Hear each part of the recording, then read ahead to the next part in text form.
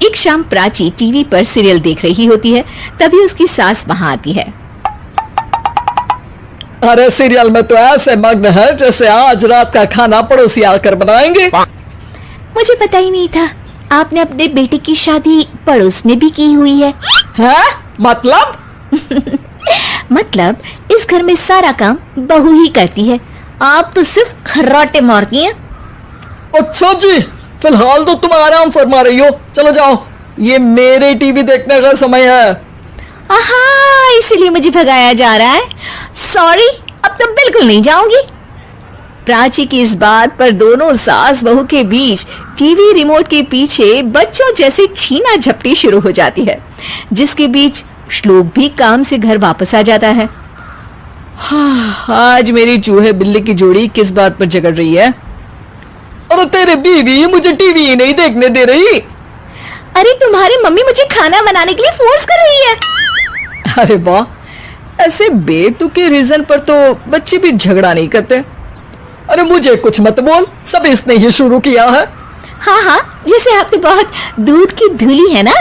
अरे बस दोनों चुप। प्राची जाओ, खाने की तैयारी करो। और माँ तुम छोड़ो, तुम्हें क्या बोलूं, शांति से अपना सीरियल देखो, मुझे दोबारा लड़ने की आवाज सुनाई नहीं देनी चाहिए। ऐसा बोलकर श्लोक वहां से चला जाता है, जिसके पीछे पीछे प्राची भी कुछ न कुछ बड़बड़ाते हुए रसोई में चली जाती है। हाँ हाँ, सासू जी को तो कुछ बोलेंगे ही नहीं, बस मुझ पर ही हुक्म चलता है, खाना बनाओ, जैसे मैं इनके घर में खाना बनाने के लिए आई हूँ। इसी तरह शाम बीतती है और रात को श्लोक और प्राची की सास खाना खाकर सोने चले जाते हैं, लेकिन प्राची गुस्से में कुछ खाए बिना काम में ही लगी रहती है। इस घर में किसी को घंटा फिक्र नहीं पड़ता, मैं खाऊं या भूखी रहूं। प्राची कुछ देर के लिए रसोई से बाहर जाती है और जैसे ही वापस आती है तो वहां दूध का भरा ग्लास देखकर हैरान रह जाती है। फिक्र पूरी है, बस दिखाना नहीं है। प्राची दूध पीकर सोने चली जाती है और अगली सुबह एक बार फिर सास बहू का कार्टून नेटवर्क स्टार्ट हो जाता है। ये तुमने ही किया है। अरे अजीब जबरदस्ती है, मैं बोल रही हूँ मैंने कुछ नहीं किया। दोनों ने मिलकर पूरे घर को पागल खाना बनाया हुआ है।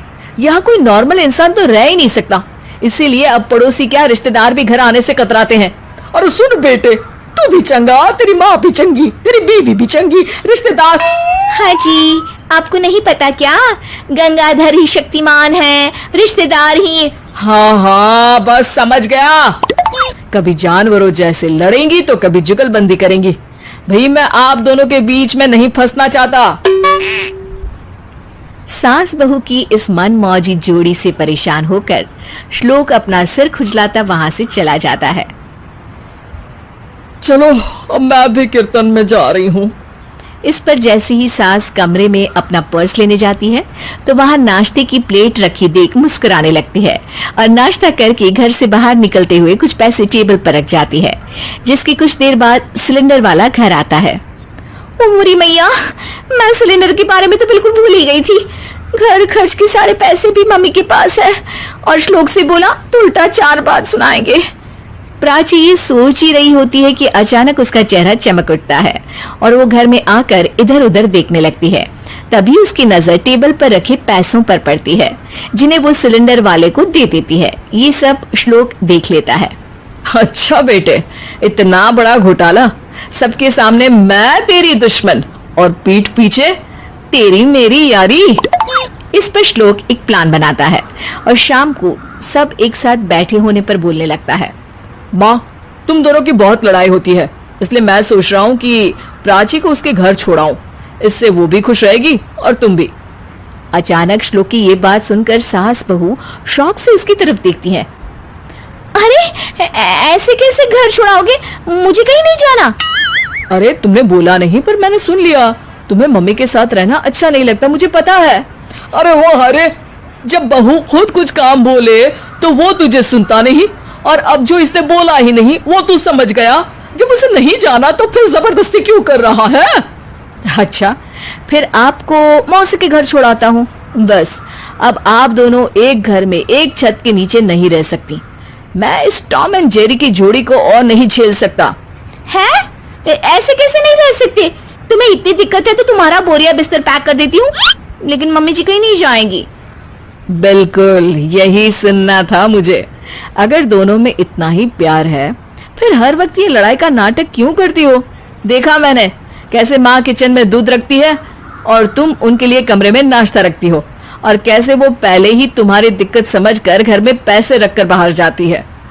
अरे भाई, इतना ड्रामा तो डेली सोप में भी नहीं होता जितना तुम दोनों ने इस घर में फैलाया हुआ है।